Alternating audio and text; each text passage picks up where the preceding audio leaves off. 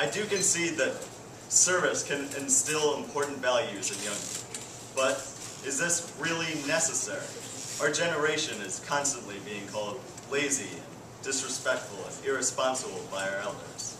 And so was the generation before us, and the one before them. In fact, it's something of a staple in America to refer to young people in such ways. And it's often true, because we are just that, young people.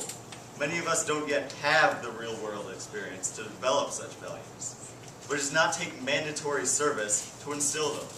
It's quite simply a matter of maturing. Now, in the plan, a person will be required to serve 200 hours. How could you possibly monitor that for 30 million people? What would be the cost of monitoring that?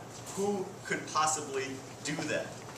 People will certainly stop volunteering after they finish these 200 hours. Instead, we could instill these values of service by, as I have already mentioned, educating people and giving them the opportunities to do so.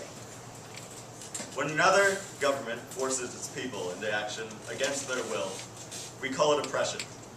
We call it cruelty. We call it tyranny. Yet, if our own country were to force its people to something that they do not wish to do, we call it compulsory national service. No matter what it is called, it is simply wrong for our government to mandate national service, as it goes against the most basic principle of this country: freedom. Thank you. Vote negative.